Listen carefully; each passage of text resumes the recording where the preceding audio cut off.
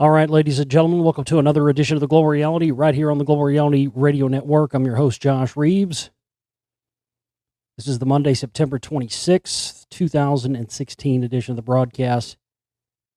And today is a special day indeed for us here at the Global Reality because, yes, indeed, today marks 9 years of broadcasting, 9 years on air for us here at the Global Reality. And I'm giving a round of applause here, not just for that fact, but for everybody out there and everybody who has listened and watched my films and watched the YouTube videos, and people there's literally some of you, well, not a lot, but a handful of you out there that have been with me since the very beginning. And if you've been with me since the very beginning or you've been with me for a week, whatever, I thank you from the bottom of my heart for allowing us to continue. And here's to many more. So I salute each and every one of you. And just big thanks and shout out to everybody for getting us this far. But still got a lot of work left to do. Lots more to do. Lots more to discover. Lots more to research. Lots more to put out there. And some of you may or may not know this about me, but, I don't have a life outside of this. My life, I dedicated my life to this a long time ago. Since 2009, I've been doing this 100% full time. This is my job. This is my work. Every waking hour of my life goes into this. It's not a hobby for me. This is not something I do for shits and giggles and fun like a lot of people do. This is my profession. This is what I do.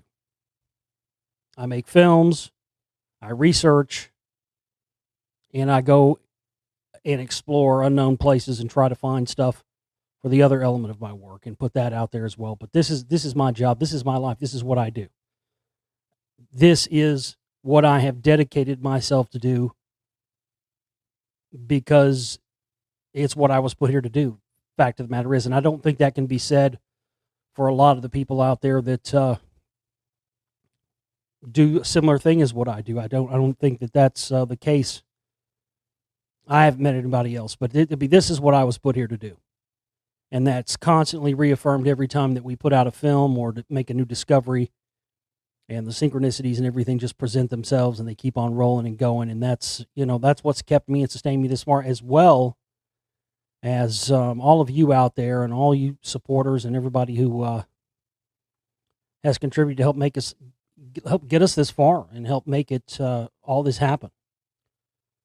My hard work and my dedication to this is one element of it, but all the hard work and dedication in the world doesn't matter if we don't have all of you out there supporting the films, the creation of the films, donating towards those being made, and our monthly operating costs and all this stuff. And we've made it this far because of you, and the combination of me and my hard work and my dedication and your support and your belief in what I do is what makes this happen and what has made this happen. I mean, there aren't very many other people. You can probably count them on a few hands, and there certainly aren't people out there that, a lot of there's people out there that's been going longer than me, but how many of those people are legitimate and how many of those people are bought and paid for shills? That's, that's the real question.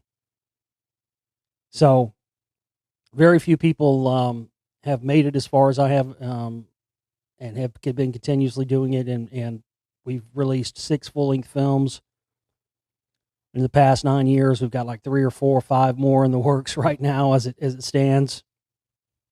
So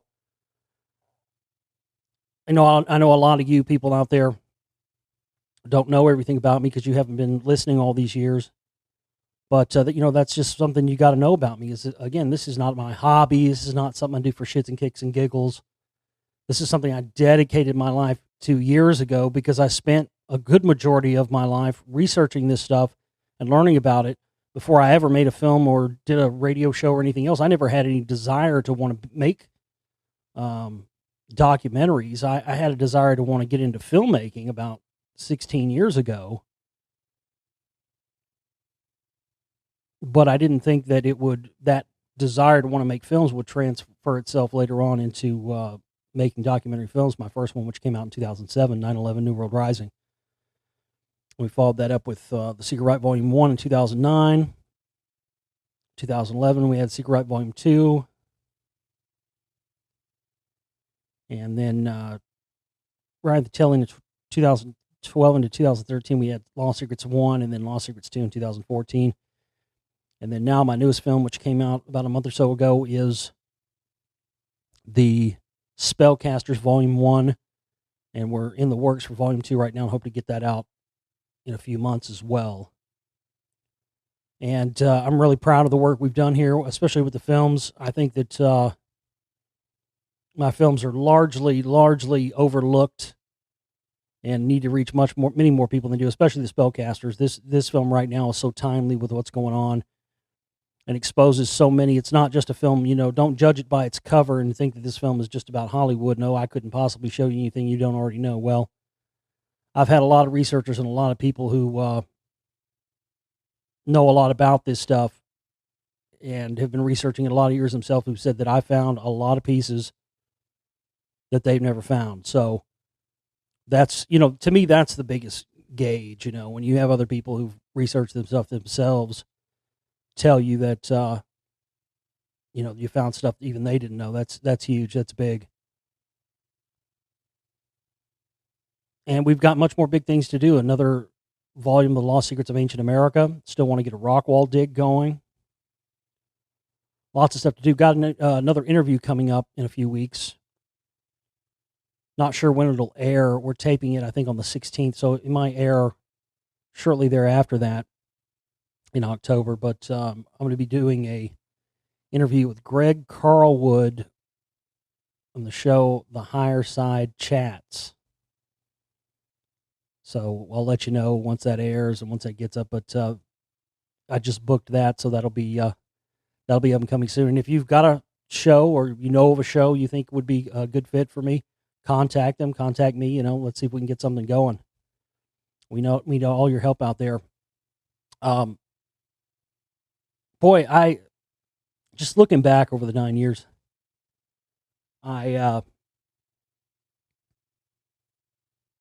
it's wow. It really it doesn't seem like it's been that long, but at the same time, it feels like it's been longer than that. Lots happened, lots changed, a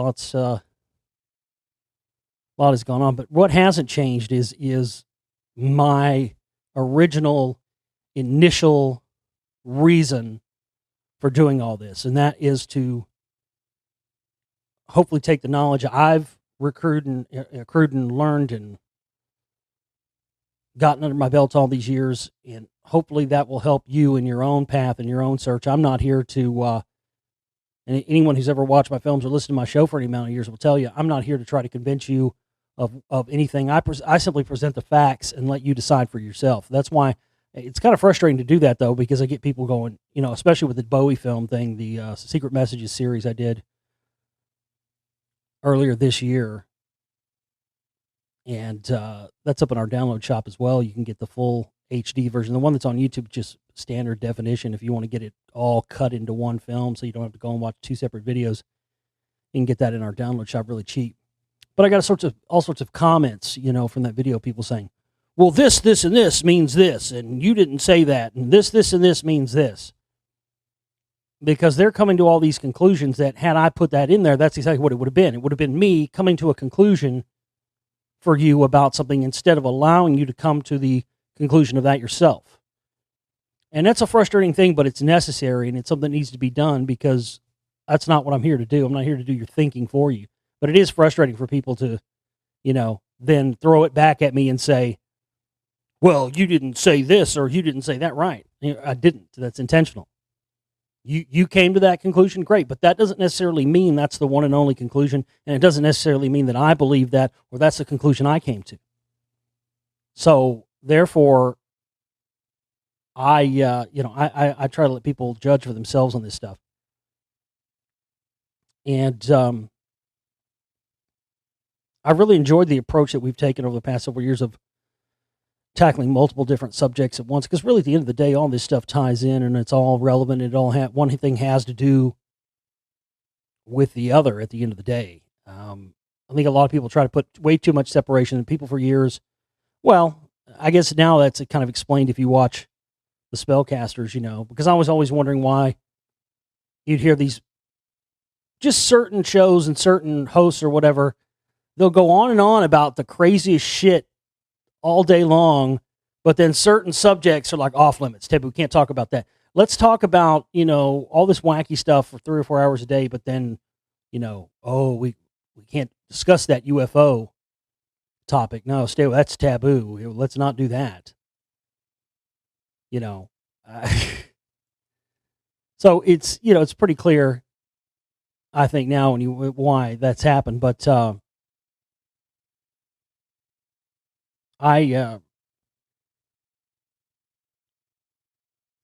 I think that a lot of these, I don't even know where I was going. I lost my train of thought. It happens. I got so much on my mind with all this. But again, the one thing that hasn't changed for me at all in all this is that I'm still doing it for the same reasons. I still want to inform people. I'm in this for my own personal knowledge, and that's the one thing that I just hear a lot of these people. They're just personalities. They're just hosts. So they don't do any real work of their own. Their work is presenting the work that other people like myself does, and that's fine. That's great. We need those. But on that same token, I have to also separate myself and let people know that I'm separate from those. I'm not some shock jock radio host who, is getting paid by anybody. Everything we do here is 100% funded by our listeners and the people that want to see what we're going to do next. And if you've been with me for a while, you see that with each successive thing we do with the films and stuff, they continue to get bigger, and that's going to continue to happen. But as well as being our 9-year anniversary week here, it's also our fundraising part of the month where we have to raise all of the money that we need to cover the operating costs. And I haven't checked. Let's just do a live check here, shall we? By the way, if you're listening, you may also be watching. I'll give you a little wave there on our new studio cam setup, which will be recording the live shows here as we go along. So hello to everybody there. You can see the video and get that exclusively by becoming a member to the archives at theglobalreality.com, my website. Just hit the subscribe button on the top right-hand side of the page. Get yourself a membership, $10 a month, $80 for a year, $500 for a lifetime archive membership. But if you get one by midnight tonight, if you contribute $100 by midnight tonight, you will get a lifetime archive membership, which is $500, which will give you access to the video portions, because every day we're going to be having videos that will be added in addition to those. Now, let me be clear. When the videos start going up, they won't go up the same time as the audio, okay? It'll take a while longer. The audio doesn't take that long to encode and upload. It takes, you can do the whole thing in 10 or 15 minutes. But video, HD video, takes longer, because once it comes from the camera, then it's got to encode. It can take anywhere from 3 to 7 hours, just depending on the factors, how long it is and everything. So what you'll have to do is you'll have to come back to the previous day. What I'll do is, once the video is finished, we may already have another show before the day before's video is done. So you'll just have to come back and check the links in the previous day archive audio, and you'll just have to come and check back those on a daily basis to find the links where you can then download the video portion from that day. And those will only be up for 30 days. The videos will only stay active in the audio archive daily section for 30 days, and then they'll disappear because we can't keep markup. So once, get yourself a membership and download those and save them, because those won't be going up on YouTube. We will be doing some other stuff for YouTube. We're not going to abandon YouTube altogether. We just won't be putting the entire shows on YouTube anymore. We'll be putting part of the show, however long it is per day, up on YouTube, and then to hear the rest, you'll have to get a membership. But we will be doing some other stuff for YouTube. I'll be doing some other video shows and video chats and little things. We put up a recent video for Tourmaline for Let There Be Rocks up there. We'll be doing some other stuff. So YouTube, you're not going to get abandoned. And you're probably seeing this or hearing this right now because I'm going to put the entire 9-year anniversary show that you're hearing now up on YouTube. But this will be it. And everything else past this will be just partial shows. So you want to get yourself a membership. But going back to what I was saying now, see, I'm going a million miles an hour today. This is why it's hard for me to keep my train of thought because I got a lot to talk about. Boy, we got some news. We've got some book reading. I know you'd love that. We're going to do a little book reading here today. So we'll get to it. But again, first and foremost, by midnight tonight, the 26th, contribute $100 to our Global Reality 9-year anniversary operating cost fundraiser, and you will get a lifetime membership and a free download, anything you want from our download shop for your $100 donation. Now, today's been a crazy day for me, so I'm getting a little bit of a late start. So probably by the time you might be hearing this, it might be past midnight on Monday. Well, I'm going to make the executive decision right now because I had to go. Today was wild. I'm not going to get into it. I'm not going to get into personal shit, but it's one of the things, as I tell you, when you watch my films, you'll see all the credits, everything in the credits me. I'm literally a one-man show over here. So some hours of the day I'm wearing the customer service hat. Some hours of the day I'm wearing the shipping department hat. Some hours of the day I'm wearing the radio talk show host hat like I'm doing now, or the filmmaker hat. Research. I wear many hats. So that's what I had to go do today. I was out doing some shipping and stuff, and it took way longer than it should and ate up all my time. And it was, and it's been raining and all this stuff. So I'm getting a little bit of a late start. So because of that, since some of you might not be hearing this show until Tuesday, we're going to extend until midnight Friday, no later than that, and we won't be doing one of these deals again for a long time. One of these $100 deals, probably not until the 10-year anniversary. So until midnight on Friday, because we have to have 100%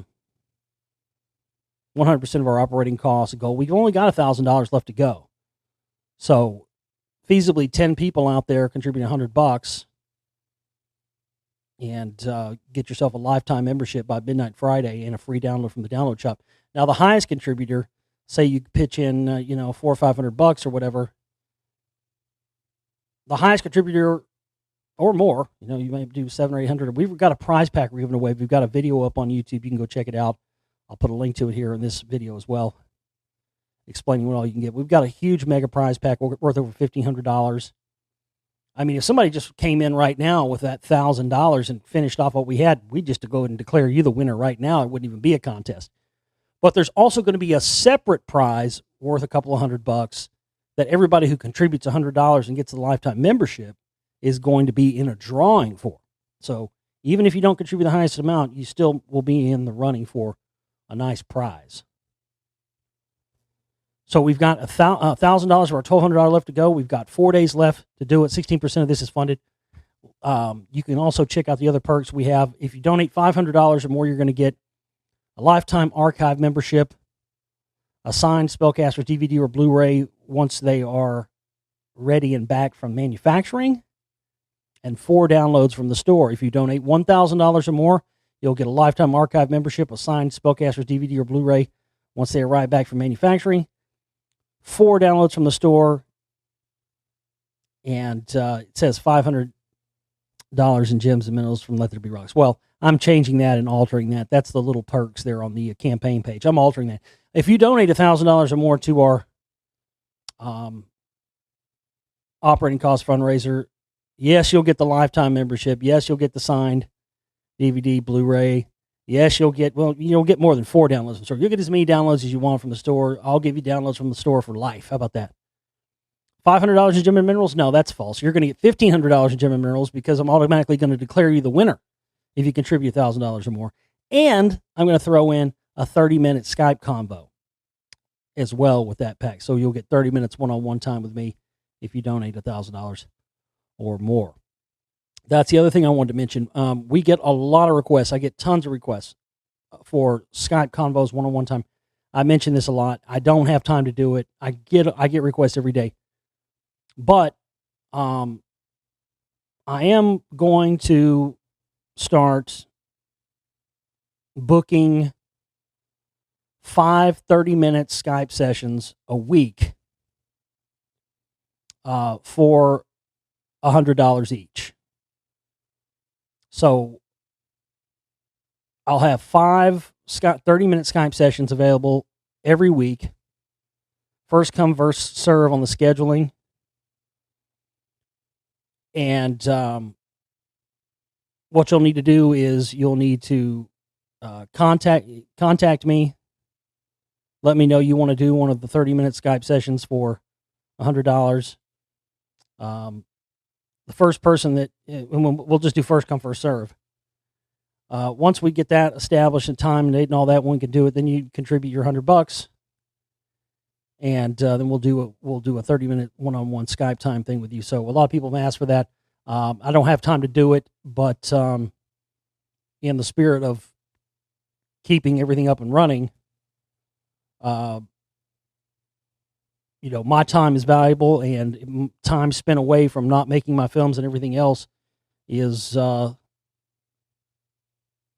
it's not productive to our work. So if you want to do a one-on-one Skype call, $100 for 30 minutes, and I'll do up to 5 of those per week, but no more, and I can only do one a day. So if you want to do it on Tuesday, but somebody's already booked on Tuesday, you're shit out of luck. You're going to have to do it on fucking Thursday. If somebody's booked on Thursday, you're going to have to do it on fucking Saturday, whatever, vice versa. We'll figure it all out.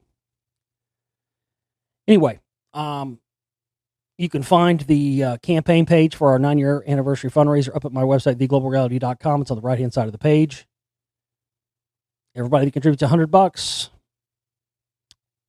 But man, if you win that, if whoever wins that big, if somebody does, well, that's going to be a good pack, because you're going to automatically win the big prize pack. You're going to get lifetime downloads from the download shop. We're going to have more stuff coming in there. We're going to be doing more audiobook reading soon as well. Lifetime archive membership. So go and check out our perks and help us get that handled so we can get our operating costs covered for the month and continue on with all the stuff we're going to have. We're going to have so many more new broadcasts and shows. We've got the green screen behind us. If you're seeing this, you're probably seeing visuals behind me, because we finally got it tested last night, and seems to been a successful test. So I'm sure right now, I don't know what you're seeing behind me right now, but you're seeing something. All right.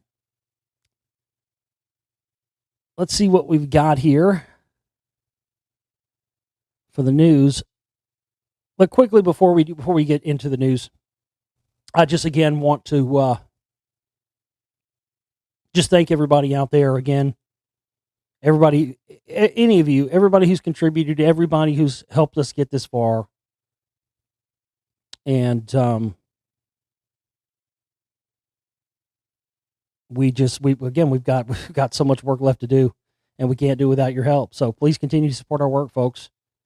Please continue to spread the word. And we just now, we're kicking off this. It's been tough, man. It's been a tough road for me. This whole year has been tough. Getting the spellcasters out, getting it, and not even have time to promote it, really, because upheavals in my life, personal life and stuff, and we had to get a new studio set up. It's taken us this entire month just to get where we can now start to broadcast and have it, look appropriately. It's been a long, hard fight. But now we're rocking and rolling. Now we're going to be kicking ass. So help us continue here as we're kicking off our 9th year. Don't let us go quietly into the night. And open up your wallets and go and contribute now and help us keep this thing pushing forward, because we can't do it without you, and we wouldn't even be here without you. So again, I just want to thank everybody and tell you how grateful I am to all of you out there. Everybody that sacrificed. I've sacrificed a ton of my life. I'm not going to go into all of it. Everybody knows that. I've sacrificed a lot in my life, pretty much my entire life. This is my life. So I've sacrificed any kind of other life besides this for this.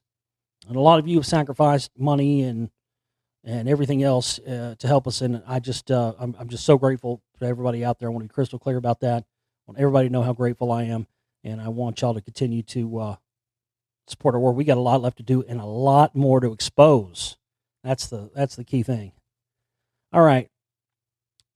Leah Remini TV series to pull back the curtain on Scientology. Interesting. And I've talked about this, and of course with my new film, The Spellcasters, focusing a lot on the connections. It's so hilarious now how, and you guys have noticed how all of a sudden, for years you couldn't say anything about Scientology.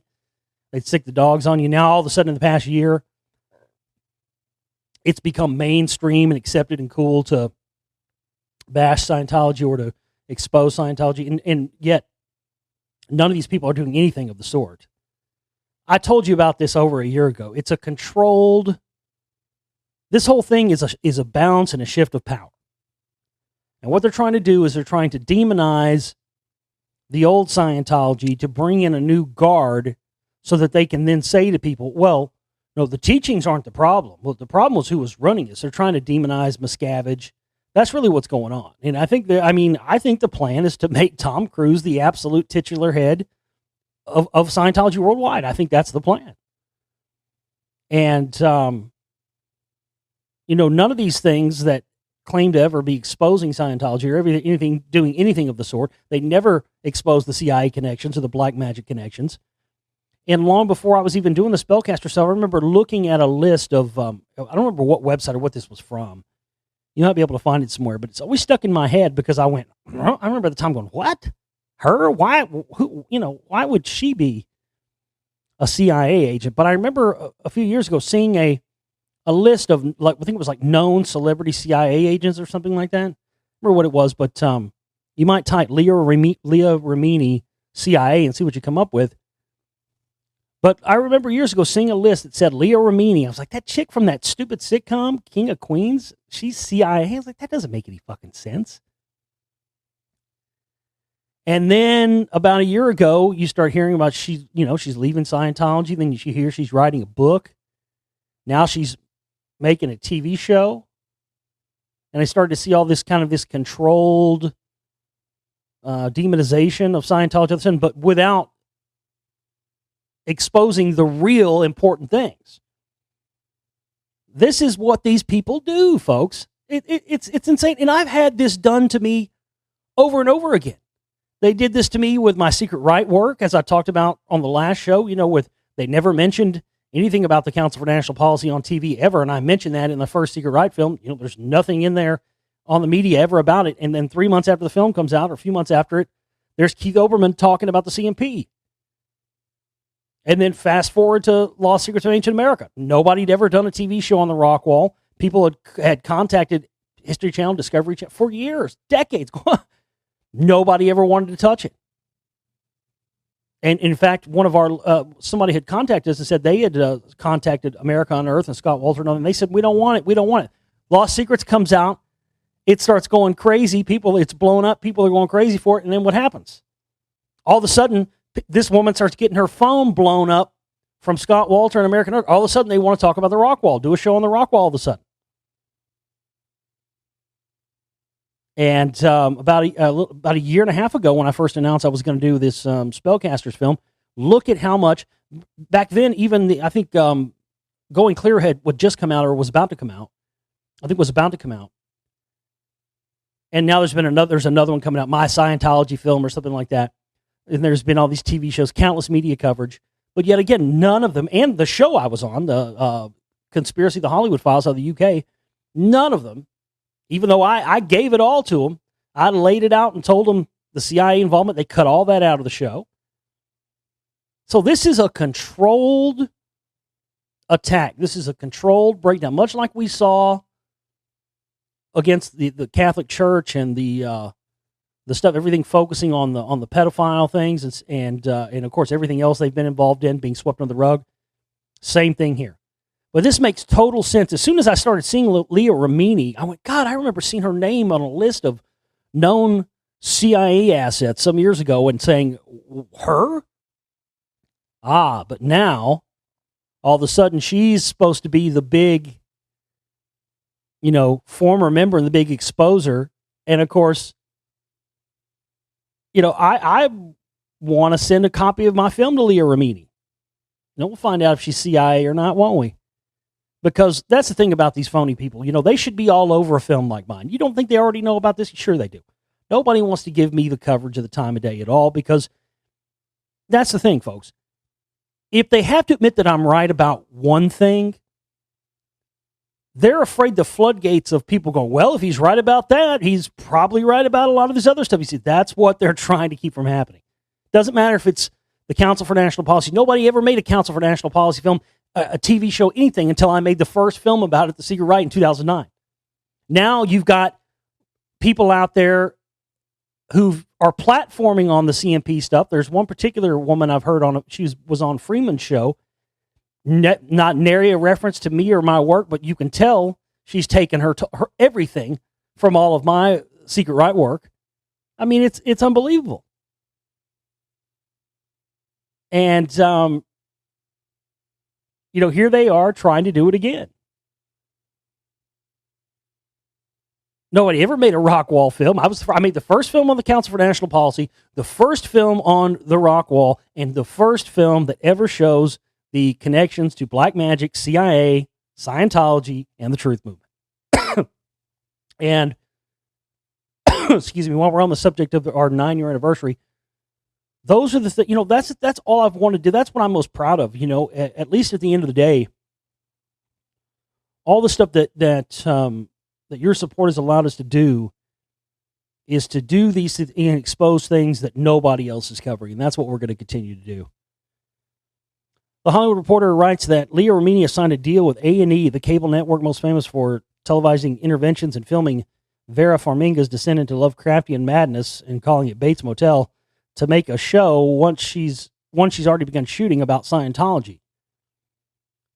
Supposedly, the show, which one assumes will be called Leah Me Alone, will be about Remini's experiences leaving the church, while also involving the family members of people still stuck inside. By my count, this show, which THR says will air sometimes next year, will be the first television series about Scientology, unless you count that 70 show, and really maybe we should at this point. Yeah, a lot of Scientologists on that show.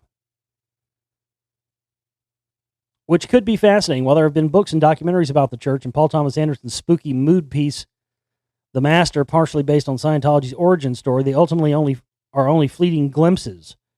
A regularly airing television series could potentially dive much deeper. See, that's how they're framing this. Oh, she's going to really get into the deep stuff. They'll never put... Let me put it to you like this. They will never put a TV show, an interview, or anything else on A&E or any other network that exposes what I expose in the Spellcasters. And that is the direct coordinated efforts of L. Ron Hubbard, the CIA, MK Ultra, and the rest of this in the creation of Scientology. They will never show the CIA connections to the Scientology because it blows the whole op open. I mean, that's the key issue. The key issue is they're not going to show you the key issues, especially in terms of Scientology. It's not going to happen.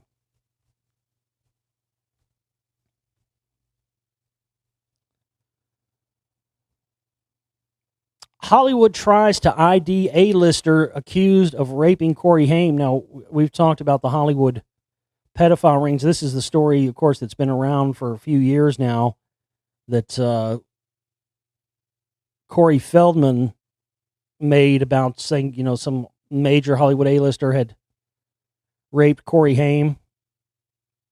And people are trying to get to the bottom of this. But the thing about, again, this is kind of another one of those stories, just like the Scientology thing, where they want to expose certain stories and certain things so that they can make it look like those are the isolated incidents and cases instead of being something that's rampant and widespread and still going on right now as we speak. that guy, what's the guy's name? The guy that directed, was it Bryan Singer? The guy that did The Usual Suspects and did a lot of the X-Men films. I mean, go read up on that guy. Jesus. I mean, that dude, is just renowned for his just, sexually deviant gay behavior and just all kinds of sick just sick sadistic stuff. It's still there. My point is, it's still there in Hollywood. Forget Brad and Angelina. A much more sinister tabloid headline has captured Hollywood's attention this week and inspired grim, rampant speculation about whether a famous actor repeatedly raped a now deceased child star. Radar Online last week published a bombshell report claiming to know the identity of a beloved male star who sexually abused an underage Corey Haim in the prime of his career. Haim died at age 38 of pneumonia in 2010. The publication is not naming the alleged attacker. The report, commonly referred to as a blind item, contends that the widely known entertainer and family man used his influence to commit the horrific acts, all part of a wider ring of alleged Hollywood pedophilia that Radar has been investigating for 4 years. The individual, a household name and revered by millions around the globe, had systematically abused him as a young boy, both off and on set, in their trailers and at parties attended by other A-list actors. Well, who are they speculating that it is? That's what I want to know.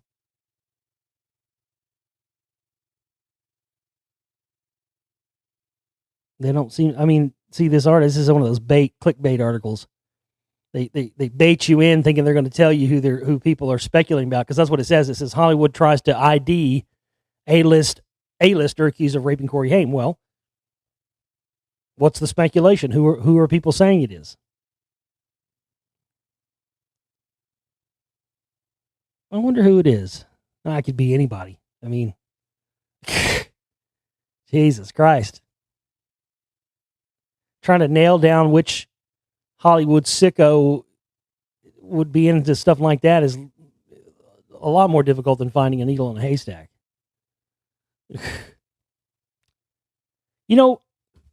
Gosh, very rarely do I see something brought up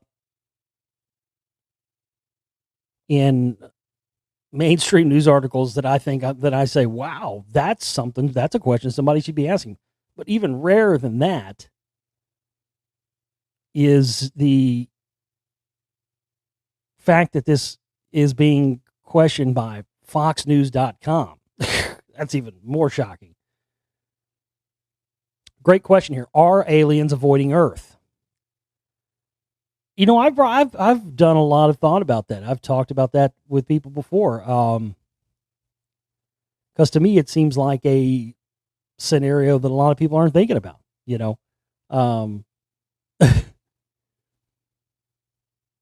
people are willing to talk endlessly about, why aliens have been here and the evidence they have been here and the rest of it, but it seems they were here a lot in the past. But I think a lot more of what we've seen and what has been seen, particularly since the rise of electronic technology, cameras and video cameras and the rest of it. I'm not saying all of it is.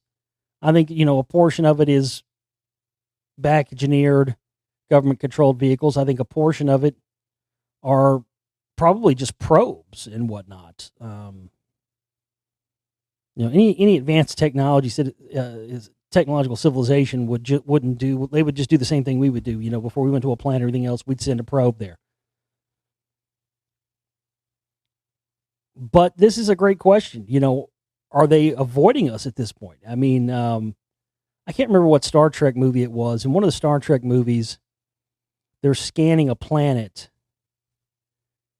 and I think she reports to Captain Kirk or something. The woman, she says, "Sir, it's a pre-industrial planet." Blah, blah, blah. And they're like, "Oh, well, don't fuck with them. Keep going," or whatever.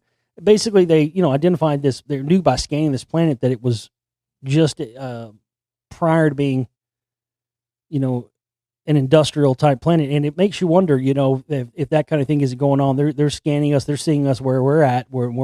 where we're at in our stage of development going, oh, fuck those people. Go anywhere fucking near there. I don't go anywhere that motherfucker for another fucking 10,000 years at least. These motherfuckers probably won't make it that far, so just fuck that planet altogether. Don't go anywhere over there, Gleep Glop. Just keep on going.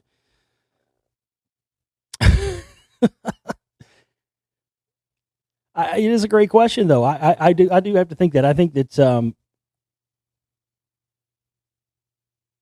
you know, I think there's just so much hype and so much of this now. My eyes have just been opened a whole lot to the phony extraterrestrial thing. And look, I'm as big a believer in this stuff as anybody because I've had experiences and I've seen UFOs and I don't think all extraterrestrials and all experiences and stuff like that people see, I don't think they're 100% of the time demons like some people believe. I think in some cases they are. I think in some cases what has been described as extraterrestrials and stuff are in fact demons, but on the same time, I don't believe 100% of everything that's been described as aliens are demons either.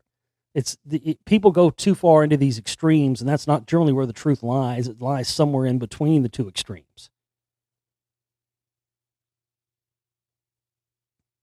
Even with all the advancements in modern technology, we still haven't made contact with intelligent life on other planets. What if our attempts to communicate have been ignored? In 1973, a radio astronomer named John Ball came up with a possible theory as to why aliens, if they do exist, haven't gotten back to us. Ball's zoo hypothesis, as it came to be known, posits that alien civilizations exist and the most highly developed of them have been communicating. This elite alien club has come upon a mutual agreement to leave those deemed primitive or lesser life forms alone, only to be watched from a distance. Well, that's exactly, yeah. The elite, let me read that again. I kind of fumbled that up. This elite alien club has come upon a mutual agreement to leave those deemed primitive or lesser life forms alone, only to be watched from a distance. And I think this is where the term the Watchers and a lot of that stuff comes from as well. But that's exactly what I was describing from Star Trek. That's a pre-industrial civilization. Well, okay, well, let's keep going. Let's not fuck with them. Earthlings, therefore, did not make the cut with the galactic cool kids. There's another line in one of the Star Trek films. I know which one this is. This is the one where the fucking whale one. A lot of people hated that one, but I actually like that one. But they're getting ready to go warp around the sun so they can go back in time to San Francisco to get the whales with the chick from Seventh Heaven. And I think it's Captain Kirk, as they're going into the atmosphere, he says something about this is a very paranoid, something about it being a paranoid culture. Everybody stick together. Oh, it's great. It's a very paranoid culture. Too much LDS back in the hippie days.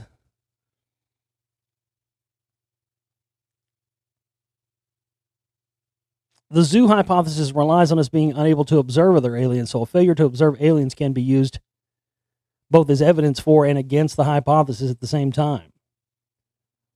Forgan decided to test the assumptions that make up the hypothesis instead of the hypothesis itself. One of the assumptions is that intelligent extraterrestrials can agree on a no contact with primitive worlds policy. Well, that is a fascinating thing. I think that, I think there's that if you go back to like what I talked about in the Spellcasters with 1947 and the rest of that stuff, and go back to 1946 and look what they were doing out in New Mexico with all the nuclear tests and all that stuff, and then lo and behold, that's where the Roswell thing happens. Well, I think that that's what the Black Knight satellite has to do with. We're being monitored. And I think that the big unknown is at what point in human development and in human civilization, what is it that we have to achieve before we hit that, whatever it may be, that mark or that, that line. When do we cross the line? That's my question. What's the, what's the line that we cross? I mean, it seems like a good indicator is that the acquisition of nuclear energy seemed to get get some attention, and with good reason. But have we made any developments since then that would send off the alarms or the red flags for supposed extraterrestrial species? Who knows? It's a good question. If we knew, we could really set our benchmarks for human development rather quicker, couldn't we? But I do appreciate this question of, forget the idea of, are they coming here? Let's think about, are they avoiding us with intent? I think any advanced civilization with a with any sort of intelligence would take one fucking look at this place and be like, fuck that place, Bob. Buddy. Keep on rolling. Nah, there'll be, there's another planet for 3 light years. I don't give a fuck. We'll make it. We ain't stopping there. Keep going. You know how you do that when you're on the road? And you're like going through these fucking little shady ass towns or going through these little places and you're kind of low on gas and let's stop here, and you kind of look around, I've been in those situations out shooting Lost Secrets films. I got to tell you, I have. Oh yeah. I was in one in Mississippi. Whoo, son. Whew. Looked around and realized, I don't think they've seen a white person in a while. I might need to leave. Because they were all looking. I looked around. It was like, it was out in the middle of nowhere, dude. Nowhere. But yeah, I think that's. I've been on those. We're running low on gas, but yeah, we make it to the next one. Fuck this place. This place looks too shady and too dangerous. I think that's what the aliens are saying. They're coming by Earth. They're like, you know what? We really need fuel and food and all this shit. And there's probably not another stop for a long time. But you know what? That place just looks fucking dodgy as fuck. Let's go ahead and roll the dice. Take chances we find another one. I think that's what's probably going on. I would. Dude, come on. That's a no-brainer, isn't it? Any intelligent civilization should be able to take one look at us. We're so fucked, we're not even worth destroying. People say, that's why I don't believe in an alien invasion scenario unless it's cooked up by the government and staged and all that, because what the fuck? We're not even worth squashing under your foot like a bug. That's how fucked up and bass-ackwards we are. Anybody should just take a look. Any civilization out there that would even think about maybe wanting to destroy should just take a look and say, you know what? Fuck them. Not even worth the time. It's not even worth the bullet, man. They're gonna fuck themselves. Let them do it. Over and over again, the military has conducted dangerous biowarfare experiments on Americans. Well, file that one under the no shit Sherlock files. Really? Oh, well, thanks for that fucking tidbit. Jesus Christ, I would have never have figured that out on my own. No, because there's no declassified documents out there anywhere where they talk openly about testing stuff on civilian populations and human guinea pigs. And let's talk about let's not even talk about Tuskegee or anything else here. On September 20th, 1950, a U.S. Navy ship just off the coast of San Francisco used a giant hose to spray a cloud of microbes into the air and into the city's famous fog. The military was testing how a biological weapon attack would affect the 800,000 residents of the city. People of San Francisco had no idea. The Navy continued the test for 7 days, potentially causing at least one death. It was one of the first large-scale biological weapons trials that will be conducted under a germ warfare testing program that went on for 20 years, from 1949 to 1969. The goal was to deter the use of biological weapons against the United States and its allies and to retaliate if deterrence failed. Fundamental to the development of a deterrent strategy was the need for a thorough study and analysis of our vulnerability to overt and covert attacks. Of the 239 known tests in that program, San Francisco was notable for two reasons. According to Dr. Leonard Cole, who documented the episode in his book Clouds of Secrecy, the Army's germ warfare tests over populated areas. Cole, now the director of the Terror, Medicine, and Security program at Rutgers University Medical School, tells the Business Insider that this incident was, quote, notable, first because it was really early in the program, but also because of the extraordinary coincidence that it took place at Stanford Hospital beginning days after the Army's test had taken place. Well, we talk about that in the Spellcasters. You know, MK Ultra and a lot of the CIA stuff in remote viewing, it all came out of Stanford.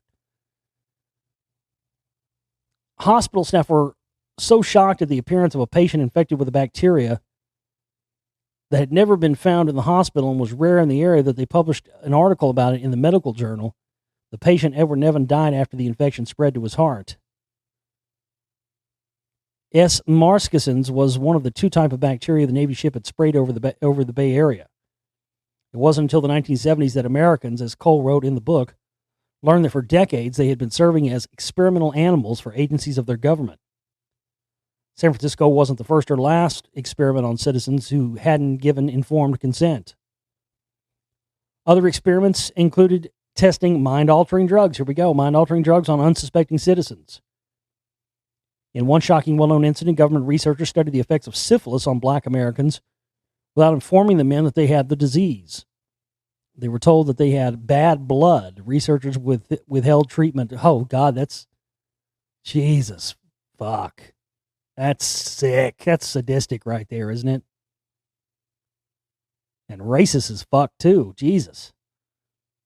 Oh, you just got bad blood. Can you imagine that? Yep, tough luck, buddy. Shouldn't have been born with that black bad blood you got. What the fuck? So we're gonna infect you with syphilis, then we're gonna lie to you and tell you that, oh, it's just you were just born with bad luck because you got bad blood. That's fucked up. Researchers withheld treatment after it became available so they could continue studying the illness despite the devastating and life-threatening implications of doing so for the men and their families.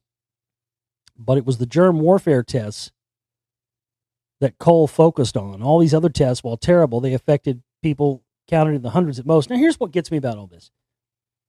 You know, a lot of people will accept the fact that the government has experimented on us and used us as guinea pigs and sprayed us with things for years and years and years and years. As long as you're talking about past tense. That's been my experience with the majority of people that I've found. Most people will accept the fact that this has happened past tense. But when you try to inform them to the fact that this is happening now through chemtrails and the water, the food, and GMOs and everything else, a lot of people don't want to hear it. And what they need to understand is that what they have the ability to do now versus what they had the ability to do then is what should concern you. And absolutely, they consider us less than cattle. So, experimenting on us that's no skin off their back. Breakthrough in search for life on Europa as Hubble spots gigantic plumes of water 125 miles high that confirm hidden ocean engulfs Jupiter's moon. And boy, oh boy, I've been talking about Europa a lot on this show for the past 9 years because they've had their sights on Europa for quite some time.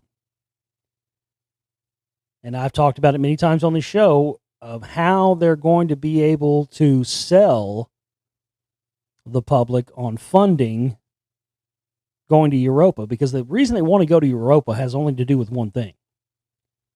There are vast oceans of oil, natural gas, resources, finite things on the planet Earth. They have been wanting to get to Europa for decades to be able to, well, the oil companies want to go there and do what they're doing here with fracking and oil drilling the rest and bring it back and sell it and use it on Earth tax-free, making them untold quintillions of dollars. And I've said for years, well, they're going to have to come up with something to sell to the public on it. We think we might have found little green men there, whatever else. And sure enough, here we go. Hubble has spotted giant plumes of water 125 miles high erupting from the surface of Europa, raising hopes it could hold life in a vast underground ocean engulfing the moon. See, this is how they're going to do it. This is how they're going to do it. They're going to sell, oh, there might be life there, so we need to spend billions to send a probe. Meanwhile, that's what they're telling the public. Meanwhile, the plan is to go there and start bringing back, because they want to continue their, we could have had free energy and, unlimited energy decades ago. But of course, keeping us in a state of arrested development and not allowing humankind to progress to a state it could have already progressed to and surpassed is all a part of keeping the status quo the way it is so they can keep their power structure intact indefinitely. And really, that's the main agenda. So, everybody's going to try, and you watch, they're going to keep trying to sell us. This is just the beginning. You're going to, the coming days, weeks, months, and years, you're going to hear a lot about Europa. They're going to tell you every kind of reason they can tell you and entice the general public to get public support behind a trip to Europa. But really, it's all about getting those resources, ladies and gentlemen. It always is.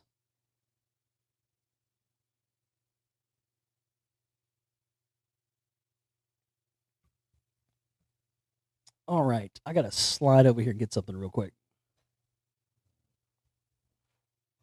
There we go. All right. Well, we're not going to start reading any of this today, but we're going to do a new book reading starting tomorrow. And if you're watching on the YouTube video right now, or if you're listening on the archives, if you're watching the YouTube video, I'll show you. This is the one we're going to start reading. You'll have to get a membership to the archives to be able to hear the daily reading of this. But this is Atlantis in the Amazon, Lost Technologies and the Secrets of the Crespi Treasure. It gets into the stuff of a lot of the artifacts found by Father Crespi in South America. And we cover those in Lost Secrets of Ancient America, Volume 1. And it's going to be a good read. So we'll start doing that tomorrow on the show. This is a book that I told you about that I found in my collection. This is that Order of the Eastern Star Ritual Manual. I got this at a used bookstore. You can see the first page there.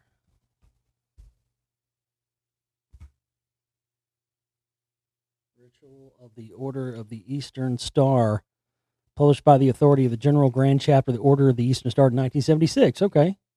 So, all right. Copyright 1956. So this is a 1976 copy. Yeah. And there's their little pentagram logo thing. And I'm not going to read this because it's just the rituals and stuff they do. But I happened to flip over a page. I found this interesting. I wanted to share it with you. This is part of a ritual ceremony. It says, I now declare blank chapter number, whatever lodge they're doing it in. Order of the Eastern Star duly opened for the transaction of business. Warder, will you so inform the Sentinel? War, worthy matron, your order has been obeyed. The Order of the Eastern Star is duly opened for the transaction of business. Now that's interesting, isn't it? That caught my attention. And the order is now open for the transaction of business. That's interesting. That's an interesting term. It's a very interesting term and phrase to use during the opening of a ritual. And I think that says a lot about what these rituals really are. And it's a transaction of business. Well, a transaction of what? Seems to me probably the transaction of the ownership of one soul from one party to another party. What other business? There's no other business that's conducted in those rituals. So anyway, I found that a very interesting terminology there in that book. It's not really, I would read it, but it's not really something, I mean, it's just this, it'd be boring. It's not really, some books are just not meant to be read, at least not out loud, because it's just a bunch of gobbledygook, you know. Tells you how to perform these rituals, but it's boring. It's like the installing officer must not be of lower rank than worthy mason, or worthy matron, worthy patron, past matron, past patron. When the installing officer is a subordinate officer, it's just gobbledygook. It's just, you know, stuff that doesn't make sense to you unless you're, you know, a member. If it was actually like, you know, invocations or some shit, yeah, I'd get into it. But it's really, I've gone through it. It's boring. It's nothing worth reading. But I did think that phrase, you know, opening a ritual with it being, you know, a transaction open for business, that's very interesting. The soul transaction, you know, transferring the ownership of the soul from one party to another. All right, folks. Well, that's I think that's all we've got to discuss here on the show today. Again, I want to thank everybody out there for tuning in and being with us, and thanks to everybody for supporting us here in 9 years of broadcasting. Please visit my website, theglobalreality.com. Get yourself a download from the download shop. Get yourself a copy of the Spellcasters. Hit the subscribe button on the right-hand side and get a membership so you can stay current with all the shows and get the full shows. Since we won't be posting any more full shows, only partial shows every day from the daily shows up on YouTube. And also, while you're there at theglobalreality.com, hit our 9-year anniversary fundraiser. Get yourself a lifetime archive membership for only $100 and a free download from the shop, and help us reach 100% of our goal by Friday. And hey, somebody needs to come in with that big amount, win that big prize pack, and go home happy. So please help us out. We'll see you back here tomorrow, folks. My name's Josh Reeves, and I love each and every one of you. You guys take care.